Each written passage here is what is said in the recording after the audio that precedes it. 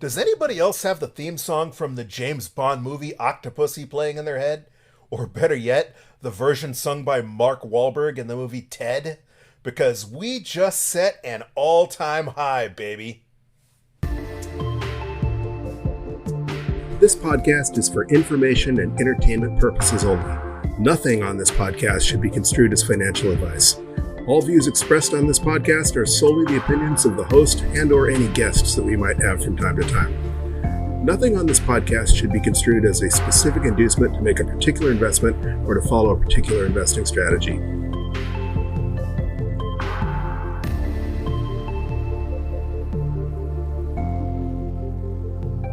Welcome to the Bitcoin Bulletin Podcast. Today is Wednesday, October 20th, 2021, and that means that it is DCA Wednesday. Are you ready to stack some sats? This will be stack number 13 on this journey that we started last January 28th. Stacking just $20 a week, we've already stacked $240 for the Bitcoin. We're about ready to make it $260, and what a day to stack. As I alluded to in the intro, we have set a new all-time high today.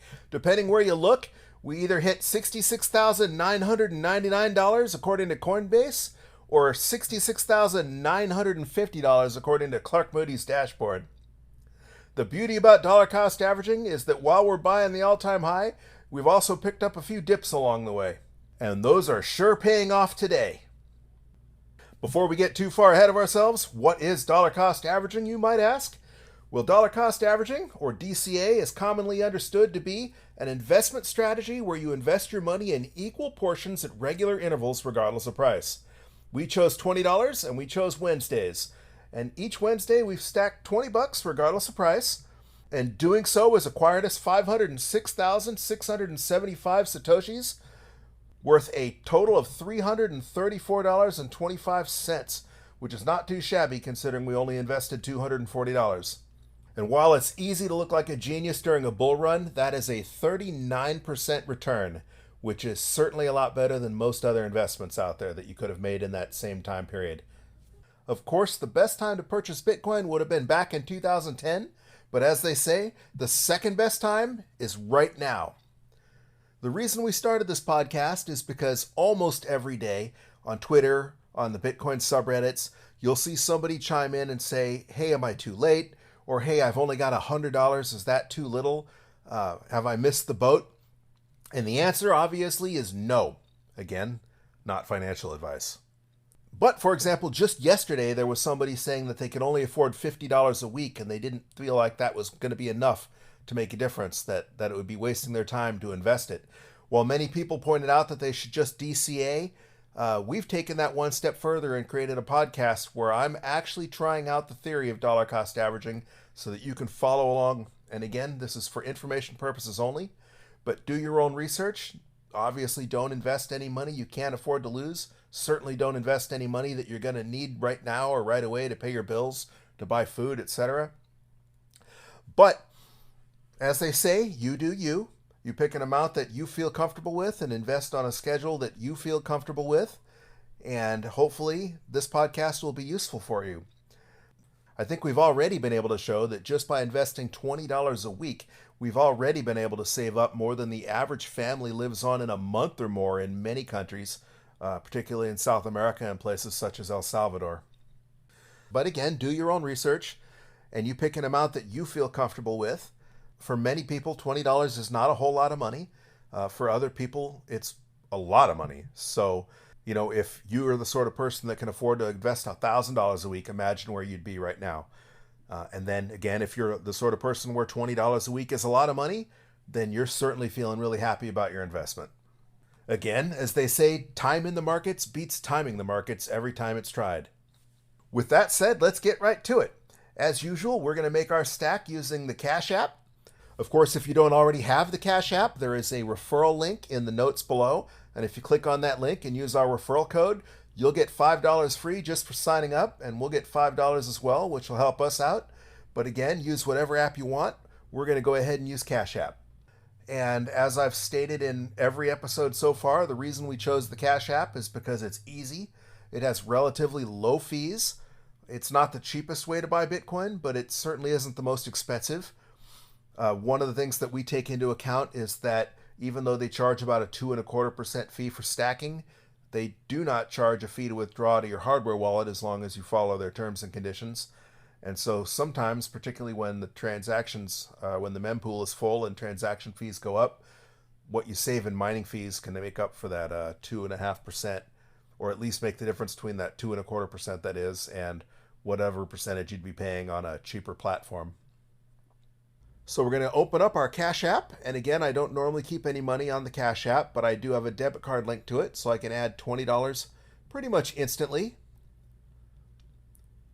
And once I have that money added, we're going to click on the Bitcoin logo, and we're going to manually enter $20. Now, as I've said before, Cash App will let you automate your purchase. You can set up a recurring purchase, or you can even set up basically what's like a limit order where it won't purchase unless it hits a price that you specify. But I like to manually enter purchase and hit send or confirm, just because it feels more like I'm involved to actually physically click purchase in lieu of just waking up and finding sats in my wallet in the morning. So we enter $20, and it says that we're going to get 29,635 sats after a 45-cent fee. And that's going to be at a price of $65,969.29. So down a tiny bit since we hit that all-time high this afternoon. And then we're going to go ahead and hit confirm. And voila! We've just added 29,635 Satoshis to our stash. And that is going to bring us up to a grand total of 536,310 sats, which is currently worth $353.79 for a grand total of $260 invested. Again, it's easy to look like a genius during a bull run. Who knows what it'll look like if Bitcoin dips again, or maybe we end up with another crypto winter. But dollar cost averaging is a long-term play.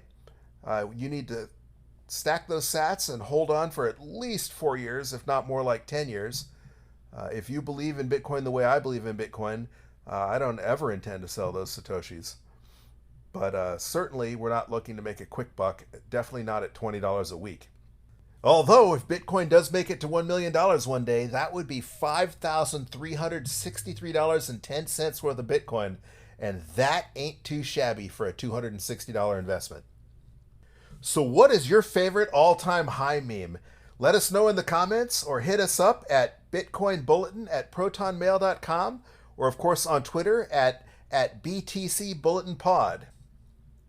Hey, if you've been enjoying this podcast and you would like to help support us, there are a number of ways you can do so.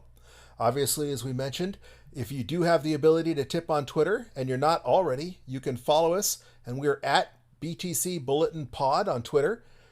So we'd appreciate the follow. And if you have the ability, you can tip us there.